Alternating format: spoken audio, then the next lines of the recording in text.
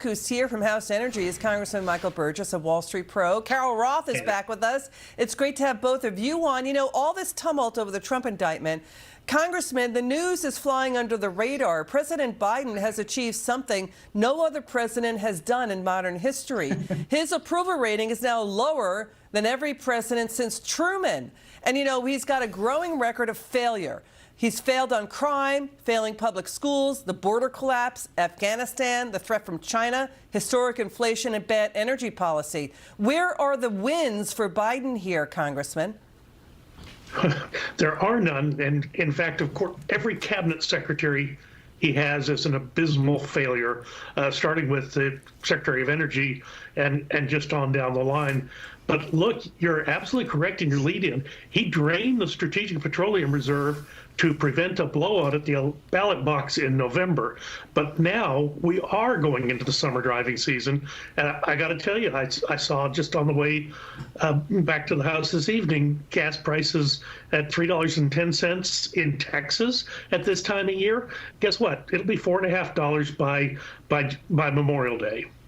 So what he just said, Congressman just said, what do you think, Carol? Where are gas and oil going? I mean, certainly you have more demand that's been coming online from China, and then you have production that's being cut. So back to my economics 101 class, that's telling you that the prices are going higher. And it's just really unfortunate because this is all driven by Biden's bad anti-energy policy and his refusal to change course. I mean, we have had record inflation, and he could have at any point in time said, we're moving in the wrong direction. We are going to change course to help the American people, and he refuses to do that, Liz. You know, so what Carol just said, Congressman, we need to get U.S. energy unleashed. We need American production back up to 13 million barrels a day. We're about 500,000 barrels short of that. And we got to stop putting our destiny and security in the hands of dictators. The only reason that production in the U.S. is up is because American producers are producing on private lands. I mean, and we know you guys in the House are trying to restore energy independence through the H.R. 1 Lower Energy Costs Act, but it fears that's the Senate. Democrats are going to just kill that bill. Well, maybe not, and maybe there are parts of it that can survive. But you're absolutely right. I mean, production. Everyone points to production in the Permian Basin. Yes, it's up, and Texas, thank goodness, is not burdened by the federal lands policy.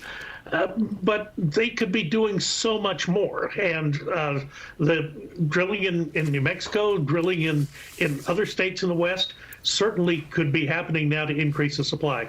H.R. 1 was a great first step, and it showed how, with a pretty slim majority in the House of Representatives, we could pull together and get something major across the finish line. Now it's up to the Senate, and I think there are parts of it that easily could survive the Senate, particularly when you see the pressure that these prices are going to bring going into the summer. It's just the blue-collar worker and the middle-class worker is getting hammered, Carol. I mean, and now you got U.S. allies like Japan. Japan is now buying Russian oil above the per-barrel cap that Biden and the G7 imposed on Russia, and Japan's breaking away from the White House. Mexico may join China and Russia's BRICS alliance.